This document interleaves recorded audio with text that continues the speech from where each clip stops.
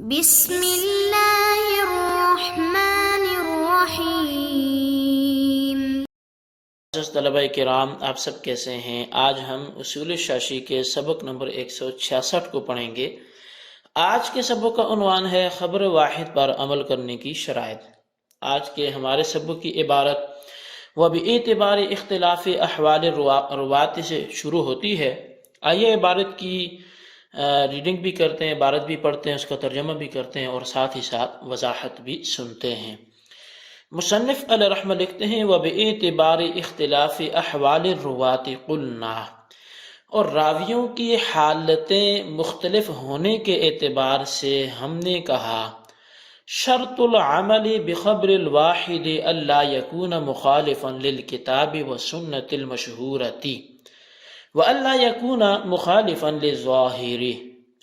کہ خبر واحد پر عمل کرنے کی شرط یہ ہے کہ وہ کتاب اور سنت مشہورہ کے مخالف نہ ہو، اور یہ کہ وہ ظاہر کے بھی مخالف نہ ہو،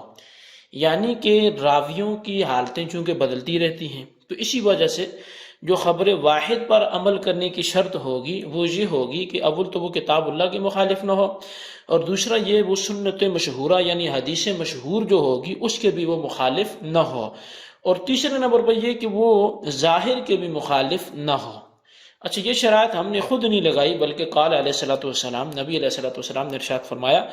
تکثر لکم الاحادیث بعدی، میرے بعد تمہارے پاس احادیث کی کثرت ہو جائے گی۔ فاذا روی لکم عنی حدیث فاعرضوه علی کتاب اللہ فما وافق فاقبلوه وما خالف فردوه، فرمایا میرے بعد تمہارے پاس میری جانب سے احادیث کی کثرت ہو جائے گی کہ یہ رسول اللہ نے فرمایا، یہ فعل ہوا، یہ کیا، یہ تقریری حدیث ہے، یہ قولی ہے، یہ فعلی ہے۔ اب جب کثرت ہوگی تو فرمایا کہ تمہارے پاس جب بھی میری جانب سے کوئی حدیث آئے تو تم اس کو کتاب اللہ پر پیش کرنا، اگر وہ کتاب اللہ کے موافق ہوئی تو اس کو قبول کرنا، اگر وہ کتاب اللہ کے مخالف ہوئی تو پھر تم اس کو چھوڑ دینا، سمجھ لینا کہ یہ میرا فرمان نہیں ہے۔ تو یہ خبر واحد پر عمل کرنے کی شرائط میں سے بنیادی 3 شرائط ہیں، کتاب اللہ پر پیش کیا جائے اور حدیث مشہورہ پر پیش کیا جائے، اور پھر اس کو ظاہر کے بھی خلاف نہیں ہونا چاہیے۔ وتحقیق ذلك فيما روی عن علی بن ابی طالب رضی اللہ عنہ انہ قال كانت الرواة على 3 اقسام، اور اس معاملے کی تحقیق اس روایت میں ہے جو حضرت علی بن ابی طالب رضی اللہ تعالیٰ عنہ سے روایت کیا گیا کہ آپ نے فرمایا کہ راوی 3 قسموں کے ہیں۔ مومن مخلص، پہلا تو مومن مخلص، یہ راوی ہے جو مومن ہو، مخلص ہو۔ صاحب رسول اللہ صلی اللہ علیہ وسلم وعرف معنی کلامہ، اور یہ وہ ہیں کہ جو رسول اللہ کے صحابی ہوں اور حضور علیہ السلام کے پاس بیٹھے ہوں، نبی علیہ السلام کی حدیث سنی اور اس کے مفہوم کو بھی سمجھ گئے۔ یہ پہلی قسم کے راوی ہیں جو مومن مخلص کہلاتے ہیں۔ وَأَعْرَابِيٌّ جَاءَ مِنْ قَبِيلَةٍ فَسَمِعَ بَعْدَ مَا سَمِعَ وَلَمْ يَعْرِفْ حَقِيقَةَ كَلَامِ رسول اللہ صلی اللہ علیہ وسلم فَرَجَعَ إِلَى قَبِيلَتِهِ فَرَوَى بِغَيْرِ لَفْظِ رسول اللہ صلی اللہ علیہ وسلم فَتَغَيَّرَ الْمَعنَى وَهُوَ يَظُنُّ أَنَّ الْمَعنَى لَا يَتَفَاوَتُ۔ اور دوسرا جو راوی ہے وہ اعرابی ہے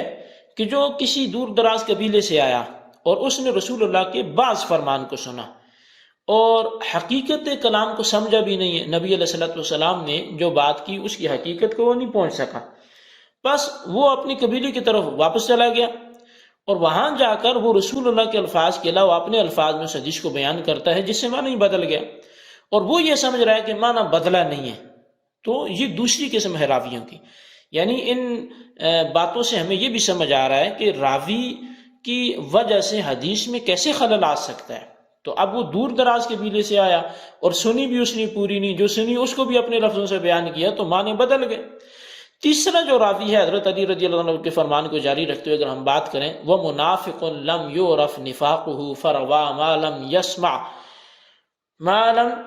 يسمع وافترى فسمع منه اناس فظنوه مؤمنا مخلصا فرووا ذلك واشتهر بين الناس فلهذا المعنى وجب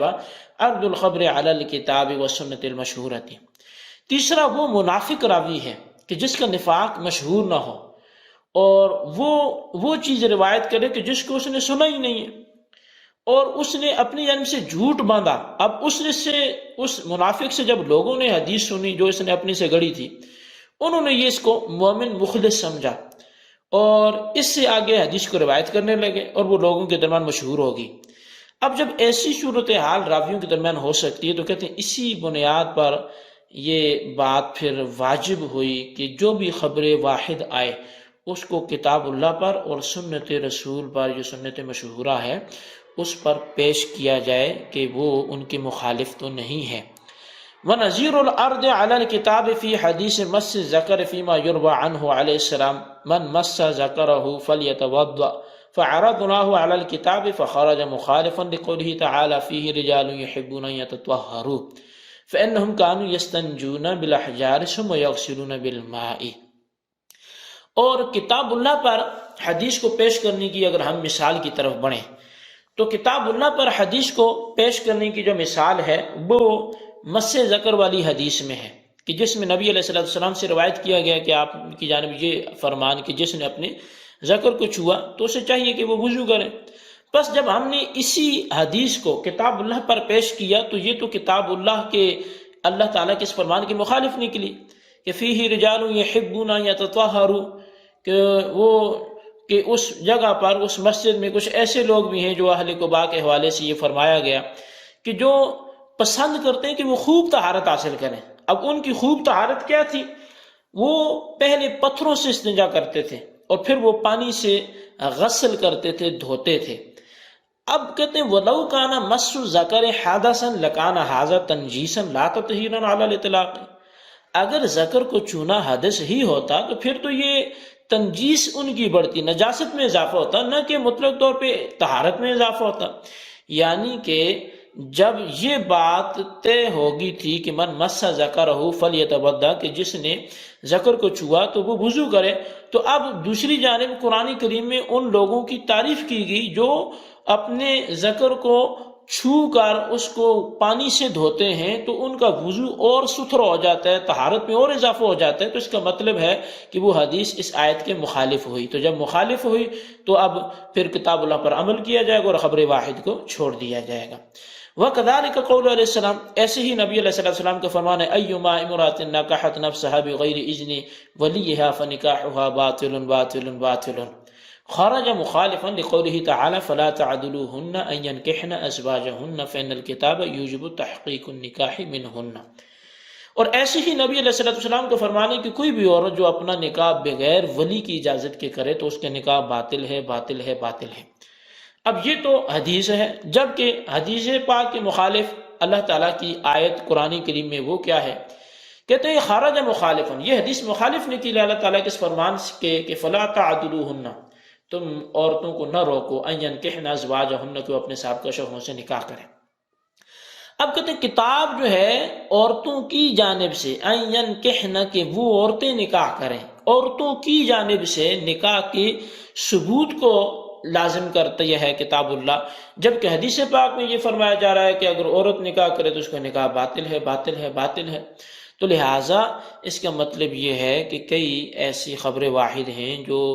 کتاب اللہ کے مخالف آ جاتی ہیں، حدیث مشہورہ کے مخالف آ جاتی ہیں، تو پھر اس میں اصول یہ ہونا چاہیے کہ جو مخالف آئے تو وہاں کتاب اللہ کو ترجیح ہوگی، حدیث مشہورہ کو ترجیح ہوگی اور اس خبر واحد کو چھوڑ دیا جائے گا۔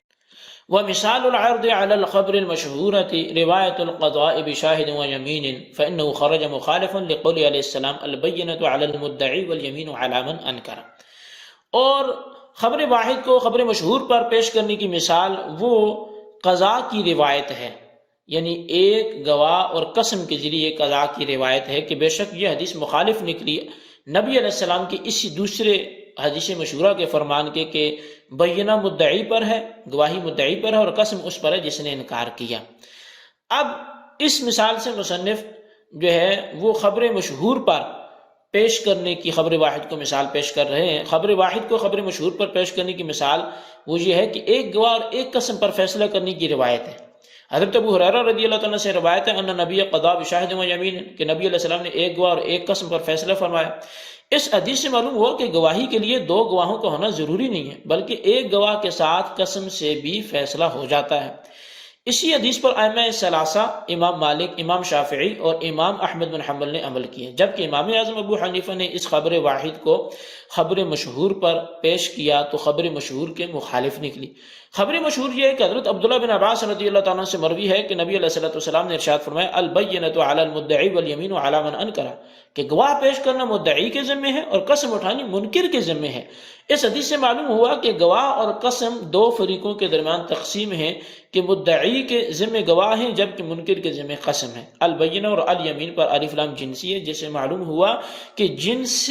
گواہ مدعی کے ذمہ اور جنس قسم منکر کے ذمہ ہے، اس لیے امام اعظم ابو حنیفہ نے خبر واحد کو خبر مشہور کے مقابلے میں رد کر دیا۔ تو یہ ہمارے آج کے سبق کے حوالے سے ردات تھی، آپ اس کو خلاصتاً اپنے رجسٹر پر نوٹ کریں، بالخصوص ان سوالات کے جوابات دیں۔ سوال نمبر 1 یہ ہے کہ خبر واحد پر عمل کرنے کی شرائط کتنی ہیں، تعداد بیان کریں۔ اور سوال نمبر 2 یہ ہے کہ خبر واحد کو خبر مشہور پر پیش کرنے کی کوئی ایک مثال واضح کرے۔ اللہ تبارک و تعالیٰ سے دعا ہے جو کچھ ہم نے سنا پڑھا اسے یاد رکھنے کی توفیق نصیب فرمائے، آمین بجاہ النبی الامین صلی اللہ علیہ وسلم۔